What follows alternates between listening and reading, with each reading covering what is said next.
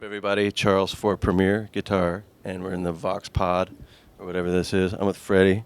Freddie's going to show us the DelayLab, which is brand new from Vox this year. And right now it looks kind of intimidating to me, but I know it's probably because it's a lot of fun. What does this thing do? Well, it's got 30 different delays, and it can do a whole lot of wild stuff that you could assign to a pedal and change different parameters. It has different pitch things, modulations going on. But what I love so much about it is if you just wanted a nice organic vintage type delay to warm up your sound or do some tape echoes, it does that extremely very well.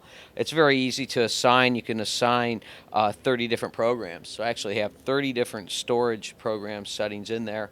And it can get detailed if you want it to, like you could sync up the rhythm delays and do things like that. But if you just want a nice delay and step on some presets, it's pretty cool.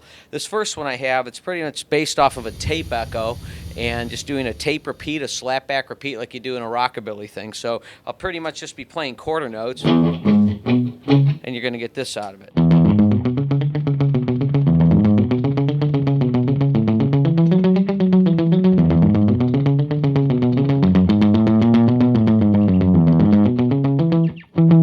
Sweet. What else you got? Cool. Got a few more in here. Here's one to just warm up the sound. This is using an analog delay, just in a typical lead style fashion.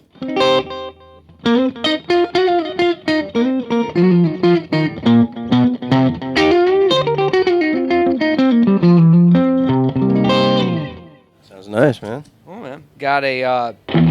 This is more of a slapback, something you'd use in a country or blues context, but this is using, in the tape delay section, it's using a tube type of effect on there. So I got kind of a... Here's your dry sound.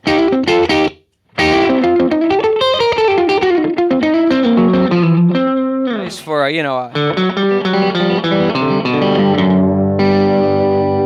or even a surf tone. It's a nice surf tone thing.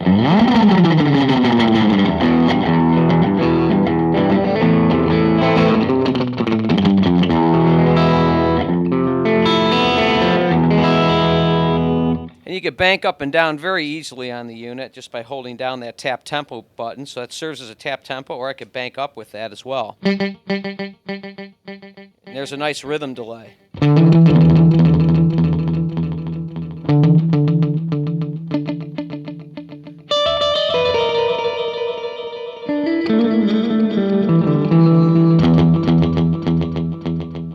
Definitely got the potential to get weird if you needed to. Huh? Yeah, like you could do things like this, assign a certain delay that had the repeats I can get to distort. So I have a dry signal doing this, and notice the repeats will actually have a distortion in them.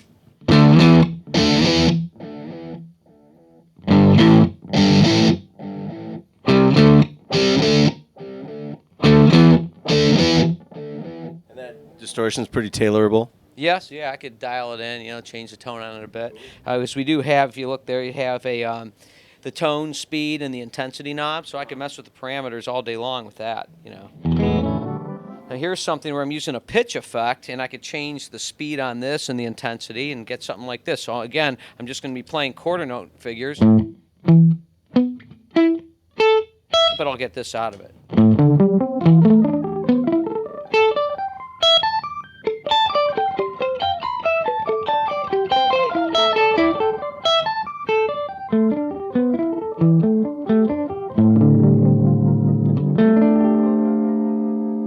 The insect army coming to steal your ham sandwich. And I do have things I could assign to the pedal.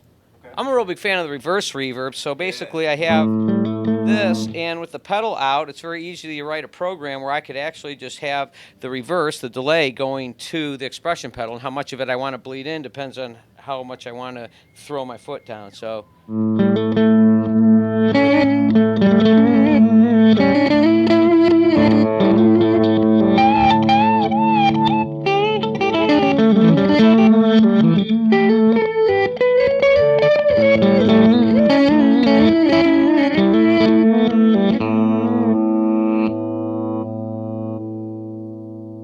Great, man. Yeah, so you have, you know, 30 different delays you could choose from, and you could use it as a looper to do some cool stuff live, or even as a practice tool to just practice over some changes with that looper.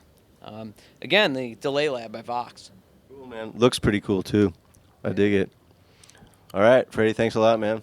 Thanks for taking us through through this world of delay labbiness. This is Charles for PremierGuitar.com.